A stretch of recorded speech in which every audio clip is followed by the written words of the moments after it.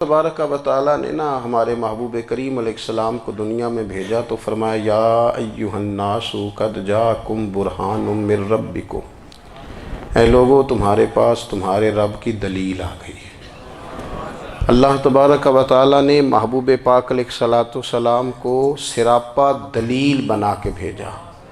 باقی انبیاء کرام علیہم السلام کے پاس بھی اپنی نبوت کے دلائل کے طور پر بے شمار معجزات تھے، اور حضور کریم علیہ السلام کے تو پورے وجود کو ہی اللہ نے معجزہ بنایا ہے۔ اور نبی پاک صلی اللہ تعالیٰ علیہ وآلہ وسلم کی نبوت کی دلیلیں، حضور کے رسالت کے مستحکم دلائل جگہ جگہ آپ کو ملیں گے۔ سب سے پہلی چیز تو یہ سمجھنے والی ہے کہ نبی پاک علیہ السلام نے جس چیز کو سب سے پہلے اپنی نبوت کی دلیل کے طور پر بیان فرمایا وہ حضور کا کردار ہے، سیرت ہے، عمل ہے، حضور کا لوگوں کے ساتھ رویہ ہے۔ نبی پاک علیہ السلام کی تبلیغ کے 3 دور ہیں۔ ایک تو حضور نے اپنے قول سے تبلیغ فرمائی، وہ 40 سال کی عمر سے محبوب نے اعلان فرمایا اور تبلیغ کی۔ اور ایک نبی پاک صلی اللہ تعالیٰ علیہ وسلم بالواسطہ حضور کی تبلیغ ہے جو آج تک جاری ہے۔ امت کے علماء، مشائخ، مبلغین حضور کے دین کو آگے پھیلا رہے ہیں، تو دراصل یہ بھی تبلیغ رسول پاک علیہ السلام ہی کی تبلیغ۔ اور ایک حضور کی تبلیغ کا دور ہے، حضور کی پیدائش سے لے کر ولادت مبارکہ سے لے کر حضور علیہ السلام کے اعلان نبوت تک۔ اس دوران نبی پاک نے جو تبلیغ فرمائی ہے وہ اپنے کردار سے فرمائی ہے۔ عرب کا وہ معاشرہ جو بڑا میلا کچیلا گدلا ہو چکا تھا، جس کے اندر سراسر مادہ پرستی کا زور تھا، جس کے اندر لوگ انسانوں کی خرید و فروخت کرتے تھے، جس کے اندر بیٹیوں کو زندہ دفن کر دیتے تھے، جس کے اندر جو آدمی جتنا زیادہ مضبوط ہوتا تھا اتنا زیادہ لٹیرا بن جاتا تھا، اس معاشرے کے اندر رسول کریم علیہ السلام نے 40 سال گزارے، اور اس طرح گزارے کہ جو بیگانے بھی تھے وہ بھی کہا کرتے تھے یہ صادق ہیں، یہ امین ہیں۔ اور جب حضور نے اعلان نبوت کیا تو فرمایا، یہ قرآن مجید کے لفظ ہے، فرمایا فَقَدْ لَبِثْتُ فِيكُمْ عُمَرًا مِّن قَبْلِهِ أَفَلَا تَعْقِلُونَ، میں تمہارے بیچ عمر کا ایک حصہ گزار چکا ہوں، تمہیں عقل نہیں ہے، شعور نہیں ہے۔ نبی کریم علیہ السلام نے اپنے کردار کو، اپنے عمل کو اپنی نبوت کی دلیل کے طور پر بیان فرمایا۔ وہ تو حضرت حلیمہ بھی فرماتی ہیں نا، جب میں نبی کریم علیہ السلام کو اپنے گھر لے گئی تو میرا اپنا بچہ بھی دودھ پیتا تھا، 2 میرے بیٹے ہو گئے، ایک میری یہ نسبی اولاد اور حضور میری رضائی اولاد۔ تو کہتی ہیں جب میں کریم محبوب علیہ السلام کو اپنے سینے سے لگاتی تھی تو حضور میرے ایک پستان سے دودھ پیتے تھے اور دوسرا اپنے بھائی کے لیے چھوڑ دیا کرتے تھے۔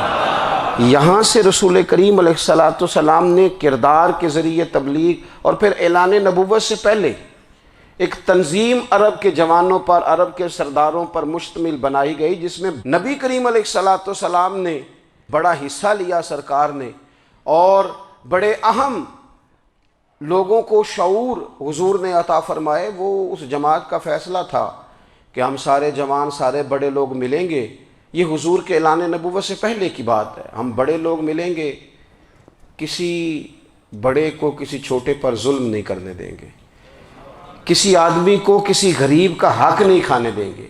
حضور علیہ السلام نے اپنے کردار سے، اپنے عمل سے، اور آپ کا جو عمل ہوتا ہے وہ اصل ہوتا ہے۔ ایک ہوتا ہے آپ کوئی بات کرتے ہیں، اور ایک ہوتا ہے کہ آپ کوئی عمل کرتے ہیں۔ آپ جب عمل کرتے ہیں تو عمل کے ذریعے بھی لوگوں تک بات پہنچتی ہے کہ دراصل آپ کا اٹھنا بیٹھنا، چلنا پھرنا کیا ہے۔ میرے رسول کریم علیہ السلام کا اٹھنا بھی ایک نبی کا، بیٹھنا بھی ایک نبی کا، بات کرنا بھی ایک نبی کا، معاملات زندگی کرنا بھی ایک نبی کا، لین دین کرنا بھی ایک نبی کا۔ ایک شخص کہتے ہیں میں نے اعلان نبوت سے پہلے حضور علیہ السلام سے کوئی چیز خریدی تھی، اور میں نے عرض کیا تھا آپ یہاں تشریف رکھیں، میں پیسے لے کے آتا ہوں۔ میں 3 دن کے بعد آیا۔ دیکھو یہ بات کرنی کتنی آسان ہے، بولنی کتنی آسان ہے، پر 3 دن یہاں میرے بھائی کو، کسی شخص کو 2 گھنٹے انتظار کرنا پڑ جائے تو لوگ کہتے ہیں الانتظار اشد من القتل، یہ تو قتل سے زیادہ تکلیف والا معاملہ ہے، منتظر رہنا کسی کا۔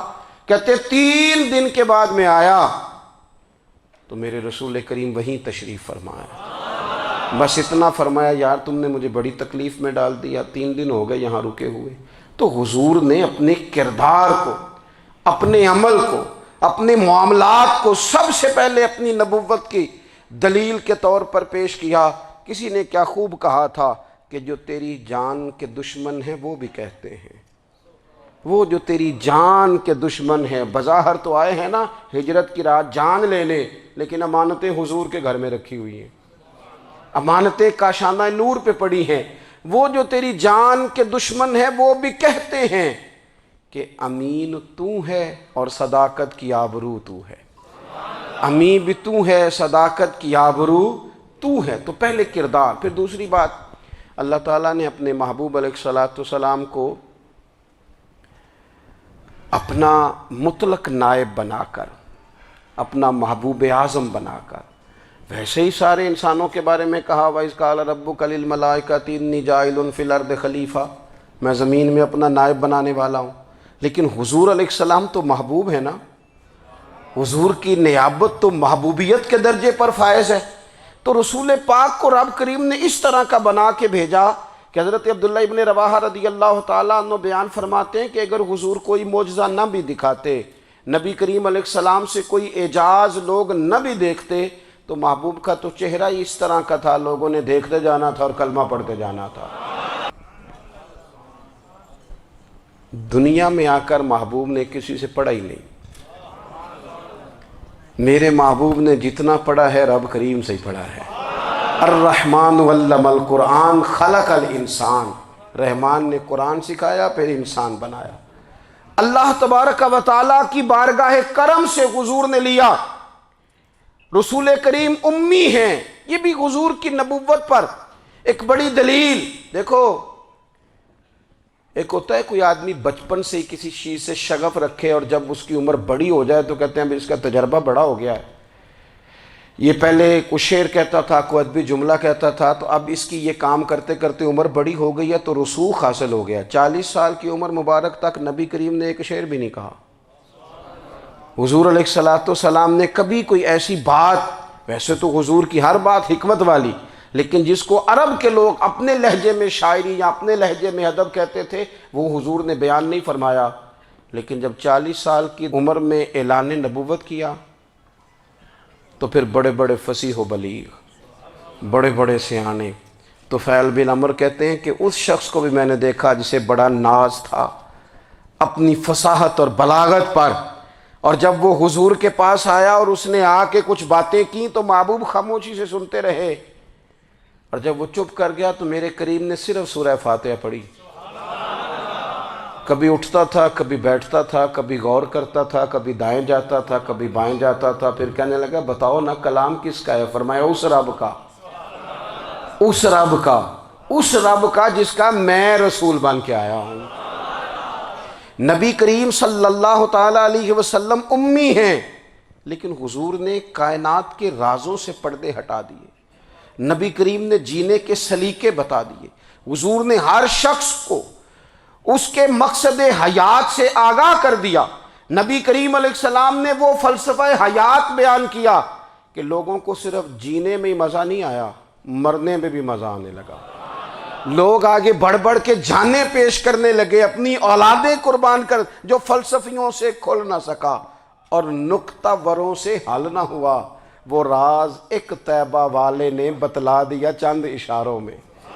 محبوب کریم امی ہیں، لیکن حضور نے اس طرح دنیا کو سکھایا، اس طرح دنیا کو پڑھایا، اس طرح حضور نے علم کے چراغ اور دیپ روشن کیے کہ قیامت تک جسے روشنی ملے گی نا، اسے صرف دروازہ مصطفیٰ سے ملے گی، اسے رسول کریم علیہ السلام کے در دولت سے ملے۔ کچھ لوگوں نے کہا کہ یہ اپنے پاس سے آیات بنا کے لاتے ہیں، اپنے گھر میں بیٹھ کے دعوے کر لینا تو کوئی مشکل کام نہیں نہ ہوتا، سارے لوگ ہی کر لیتے ہیں۔ بلکہ وہ ہمارے ایک بزرگ کہا کرتے تھے، خیالی پلاؤ پکائیے تے گھیو کدے بھی کٹ نہ پائیے، کیونکہ کون سا پیسوں کا ڈالنا ہے، زیادہ ڈالیں آپ، اور زیادہ ڈالیں. بہت سارے لوگ ہیں آج بھی، کچھ لبرل ہیں بیچارے، کچھ دین بیزار طبقہ ہے، وہ کہتے ہیں جناب ہمیں تو جدید باتیں بتائیں، ہمیں تو نئے اسلوب کے مطابق لے کے چلیں، ہمیں تو. او بھائی سن، میرے نبی پاک علیہ السلام نے فرمایا میرا قرآن کبھی پرانا نہیں ہوگا. اسے پڑھ کے دیکھ، اس کی جدت کا حسن دیکھ، یہ تو کھلا ہوا باغ ہے. تو ایک دفعہ اس کے قریب آئے گا تو خوشبو ملے گی، دوسری دفعہ آئے گا تو اس سے زیادہ تازی ملے گی. ایک دفعہ پھل کھائے گا تو مزیدار ہوگا، اور دوسرا کھائے گا ہو سکتا ہے شکل ملتی جلتی ہو لیکن ذائقہ بڑا نرالا ہوگا. تو تو صحیح نا. جب کچھ لوگوں نے کہا یہ خود سے بنا کے آیات لاتے ہیں تو فرمایا وَإِن كُنتُمْ فِي رَيْبٍ مِّمَّا نَزَّلْنَا عَلَىٰ عَبْدِنَا فَأْتُوا بِسُورَةٍ مِّن مِّثْلِهِ. اگر تمہیں کوئی شک ہے اس میں جو ہم نے اپنے بندہ خاص میں نازل کیا ہے تو تم بھی اس جیسی ایک آیت بنا کے لاؤ. اور چلو چیلنج کھلا ہی دے دیا، فرما وَادْعُوا شُهَدَاءَكُم مِّن دُونِ اللَّهِ. اللہ اور اللہ والوں کو چھوڑ دو، تفسیری ترجمہ عرض کر رہا ہوں، یعنی صحابہ کو چھوڑ دو، حضور کے ماننے والوں کو چھوڑ دو، باقی ساری دنیا کے کافر اکٹھے ہو جاؤ، ایک آیت بس قرآن جیسی لے کے آؤ، ایک آیت لے کے آؤ. ان کنتم صادقین، اگر تم سچے ہو. جوانوں سنو، کہا ایک آیت. اور یہ چیلنج آج تک قرآن مجید کا موجود ہے، آج تک. وَإِن كُنتُمْ فِي رَيْبٍ مِّمَّا نَزَّلْنَا عَلَىٰ عَبْدِنَا فَأْتُوا بِسُورَةٍ مِّن مِّثْلِهِ. تم قرآن کے مقابلے کی ایک صورت لے کے آؤ اور سارے حمایتی اکٹھے کر لو اپنے. ان کنتم صادقین، اگر تم سچے ہو. جواب تو ادھر سے آنا تھا نا، لیکن کائنات کے رب نے جواب بھی خود دیا. فرمایا فَإِن لَّمْ تَفْعَلُوا وَلَن تَفْعَلُوا. اگر تم نہ لا سکے، اور فرمایا تم لا سکتے بھی نہیں. اگر تم نہ لا سکے اور تم لا سکتے بھی، نہ خنجر اٹھے گا نہ تلوار تم سے، یہ بازو میرے آزمائے ہوئے ہیں. وَلَن تَفْعَلُوا، تم لا بھی نہیں سکتے. فَاتَّقُوا النَّارَ الَّتِي وَقُودُهَا النَّاسُ وَالْحِجَارَةُ. پھر اس آگ سے ڈر جاؤ جس کا ایندھن آدمی اور پتھر ہے. اُعِدَّتْ لِلْكَافِرِينَ، بنائی کافروں کے لیے، بنائی مومنوں کے لیے تو رب نے جنت بنائی ہے. اُعِدَّتْ لِلْكَافِرِينَ، یہ دوزخ اللہ نے کن کے لیے بنائی ہے؟ اُعِدَّتْ لِلْكَافِرِينَ کہتا ہے کافر کے لیے بنایا. تو اللہ تبارک و تعالیٰ نے میرے رسول پاک صلی اللہ تعالیٰ علیہ وسلم کو وہ کتاب عطا فرمائی، اور پھر حضور کی فصاحت و بلاغت، معرفت. دیکھو ایک ہوتا ہے گھنٹوں باتیں کرنا، ایک ہوتا ہے کئی والیم پر مشتمل، کئی جلدوں پر مشتمل کتب کا لکھنا، اور ایک ہوتا ہے کسی بندے کا ایک بات کرنا اور سامنے والے کی طبیعت کو اتنا جگا دینا کہ اگلی بات فوراً ہی اس کی سمجھ میں آ جائے. اور حضور نہ کسی کی انا کو نہیں جگاتے تھے. ہم بعض اوقات کسی سے خطاب کرتے ہیں، بات کرتے ہیں تو سامنے والے کی انا کو جگا دیتے ہیں، ٹھیس پہنچاتے ہیں. وہ کہتا ہے چل پھر تگڑا ہو جا، میں بھی آیا. حضور انا نہیں جگاتے تھے، میرے نبی پاک ضمیر جگاتے تھے تاکہ وہ شخص فیض حاصل کر سکے، اسے کچھ ملے. نبی کریم کا جو انداز تکلم ہے وہ اس طرح کا ہوتا تھا کہ انسان خود بخود کھل اٹھتا تھا کہ مطلب یہ بات ہونے کیا لگی ہے، مطلب حضور کیا فرمانے لگے. نبی کریم صلی اللہ تعالیٰ علیہ وسلم ایک دن محبوب کریم نے صحابہ کے بھی یہ حضور کی فصاحت و بلاغت دیکھے. فرمایا محبوب نے کتنا نادان ہے وہ شخص جو اپنے ماں باپ کو گالی دے. کھلی ہو گئی لوگوں کی آنکھیں، کان کھڑے ہو گئے کہ یا رسول اللہ کون ایسا بدبخت ہے جو ماں باپ کو گالی دے گا. اب جب سوالات ذہنی سطح پر پوری طور پر ابھر گئے نا، تو اب رسول کریم نے بات سمجھائی. یہ ہے فصاحت و بلاغت. تیرے آگے ہیں یوں دبے لچے فصحاء عرب کے بڑے بڑے، کوئی جان منہ میں زبان نہیں بلکہ جسم میں جان نہیں. یا رسول اللہ کون ایسا نالائق ہے جو ماں باپ کو گالی دے. اب جب ذہنی سطح یہاں تک ابھر آئی تو اب حضور نے سمجھایا. فرمایا جب تم کسی کے ماں باپ کو گالی دو گے نا تو وہ بھی تو جواب میں تمہارے ماں باپ کو دے گا نا. تو فی نفس ہی یہ تم نے خود ظلم کیا ہے اپنے ماں باپ پر. کیوں تم نے ایسا لہجہ اختیار کیا کہ جس سے سامنے والے کی انا جاگ جائے. اور وہ تمہارے مقابلے میں آ کر کے کھڑا ہو جائے؟ کیوں تم نے اس طرح کے انداز اختیار کیے کہ جس سے سامنے والا بھی سارے پنجے کھڑے کر کے باہر نکل آئے اور کہے آ جاؤ پھر میں ابھی میدان میں حاضر ہوں؟ رسول کریم کی فصاحت، بلاغت دیکھیں نا، حضور 2-4 جملوں میں ساری بات سمجھا جاتے ہیں۔